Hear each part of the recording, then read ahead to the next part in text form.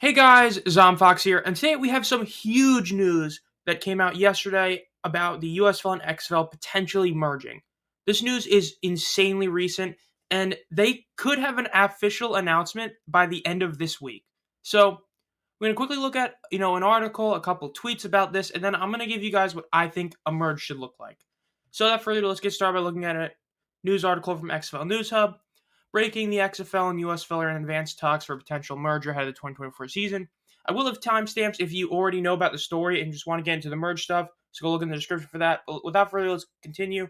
In a significant development that has the potential to reshape the landscape of spring football, the XFL and USFL are reportedly in advanced talks to merge. This comes as a strategic move to forge a stronger front as NFL alternatives, leveraging the strengths and assets of both leagues, according to insiders familiar with the matter, as reported by Axios. The envisioned merger will be a merger of equals, as is described, and it is set to require regulatory approval. If everything goes as planned, football enthusiasts could witness the fusion of these two powerhouses before the 2024 seasons. So that could be huge. Having this actually be made official and next season be a combined league would be insane. So the USFL is presently under the ownership of Fox Corp, and the XFL belongs to The Rock, Danny Garcia, and Redbird Capital. Now, considering this merger, broadcasts of the combined leagues are anticipated to be divided by Fox and the XFL's media ally Disney. Meanwhile, the USFL's existing broadcast agreement with NBC hangs in the balance, awaiting a definitive direction. As we anticipate official confirmation, which might surface as early as this week, let's revisit some history from the league. Skip that part. It's noteworthy to mention that non-pro football leagues have been challenging. The last few have been pretty bad. Naturally, as you know, the AAF only was able to last a few weeks. The XFL, thanks to COVID and money, ended up early. And then considering both games, title games, didn't even reach 1.5 million, it wasn't a great thing. In this fluid landscape where merges like these are not just about the numbers, but a unified vision for spring football, fans await to see what the fusion could be. Through this merger, it could, do a lot of cool things. So the first of the two big tweets is from James Larson, one of the two most, credible sources in spring football, where he said that according to his sources, Redbird Capital, one of the XFL owners, is the one who originally initiated discussions. So that is a bad thing for the XFL, but a good thing for overall spring football. The reason it's a bad thing for the XFL is if you're the most important owner, because Redbird is the most important one, they're the ones with the most money, saying that they wanted to merge could end up hurting them in the merger. But as I said, I'm going to be viewing this as a true merger of equals. But all in all, the USFL and Fox probably does have the advantage in this, but we'll see. And then XFL News Hub did tweet out that it does seem that not all teams will make the cut, which honestly is not surprising at all. I would not be shocked at all if teams get cut off. So, there are two different ways this merge can happen. I'm going to talk about the quick one at the end of the video. This is the main way of these two leagues truly merge. So, if they truly merge, what is the name going to look like? I feel like you have really three choices that isn't just the USFL, because I don't see a world where XFL is the name. I feel like it's either going to be the USFL or it's going to be a new name. Those new names I could see being the UXFL, the USXFL, or the PSFL. The UXFL, the United Extreme Football League, the USXFL, the United States Extreme Football League, and the PSFL, the Professional Spring Football League. There are other names I tried to look up, but the abbreviations aren't really available.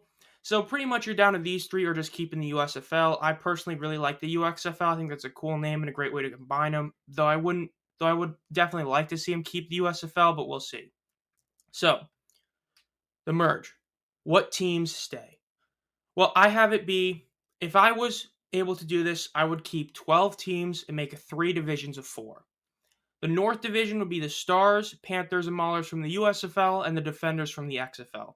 The Central Division would be the Renegades, Roughnecks, Battlehawks, and Brahmas from the XFL. And the South Division would be the Guardians, Showboats, Stallions, and Breakers. 3 of them from the USFL, the Guardians from the XFL. I'm sorry, Seattle, but I don't see a world in which they stay. To put it simply, to keep them there is such a hassle on the league in terms of travel costs. It's insane. As you can see, this map is everything. I mean, this is literally every single team plot on there. The red is for the Central, the green is for the South, the pink is for the North. Seattle would be at the far top left. It'd be just the Northwest is such a far area from everywhere else. I just don't see how they can keep them. The only way you could really see it is if they moved the Vipers to Portland and kept them, but then even then, you're only having two teams there. It just won't happen. So I have these being the teams, and the way I would have the divisions work is simply put, you'd have, each division winner would make the playoffs, and I would personally have it to where you'd have the one seed get a bye, and then and they get a bye to the semifinals. The other two division winners play two wild cards, and it goes with the highest seed always plays the lowest seed. This could make some incredible championship game matchups. We could get a dream match with the Stallions and Breakers in the title game. Really cool.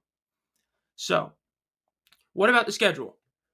I would start the schedule 2 weeks after the Super Bowl, which, if you're envisioning it how it'd be next year, if we were to have this go literally next season, this would essentially make it be like February 21st, I believe is when I looked it up.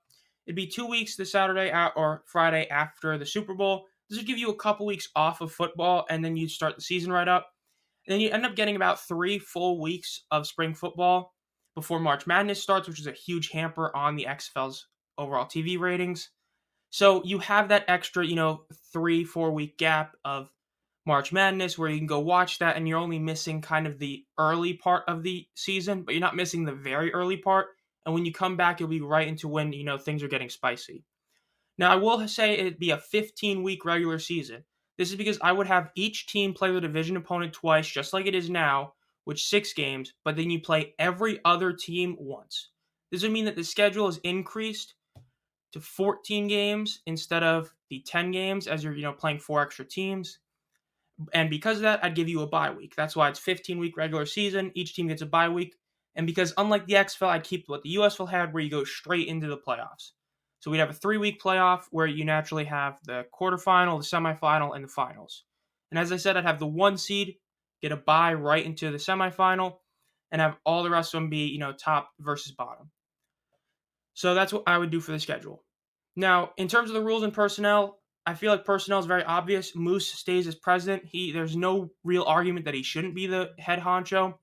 And I think that Dwayne and Danny should take a step back overall in terms of, how out there they are. As I talked about in the XFL video that I just posted yesterday, Dwayne especially was way too upfront with the whole league, and the fact that whenever you think of the XFL, you think of him as a bad thing. You're supposed to think of the players and the teams, not the owner. So I think he and Danny would need to take a step back and just simply be the owners. As for the rules, I keep the USFL kickoff. I don't even think that's even a debate. The XFL kickoff is just a super ugly looking play that isn't even that good. The USFL kickoff is like a traditional kickoff, except, you actually get returns. And then I'd keep the USFL challenge rule just because I think the XFL one, it almost never worked. For those of you who don't know the difference, the XFL, you were allowed to challenge literally anything on a play. The USFL is like an NFL challenge, we only get one of. And a lot of the other rules they have, they're kind of the same, 4th and 15-ish, or where you do the 3-point conversion. Those you can just kind of hash out and stuff. But these are the real big differences, and that's what I would do. So that would be my envision of a merged league. But like I said, there is another version. Essentially, the other version was you'd make it like the MLB really used to be. Say used to be because the rules aren't the same. Where you'd have the USFL and XFL both play their own games against their own teams, but they play their seasons right next to each other. Essentially, you'd kind of merge ownership, but keep both leagues themselves, except that you'd have a title game between them, much like the AFL versus the NFL for the first couple Super Bowls, much like the MLB, how, some teams were able to have certain, stadium modifications and have a DH in one league, and the other league you couldn't. And then you'd have the title game be determined by something during the middle of the season, or just have it be whoever has the most wins or something gets home field advantage with their rules. I could see that, but I personally would like to see the merge league too, but we'll see. Overall, this has been ZomFox. If you enjoyed this content, make sure to subscribe and hit the bell. You need to be subscribed and hit the bell so you can be notified as soon as I upload any videos, because this is a huge story that is rapidly changing. So be on the lookout for that, and as always, have a great night.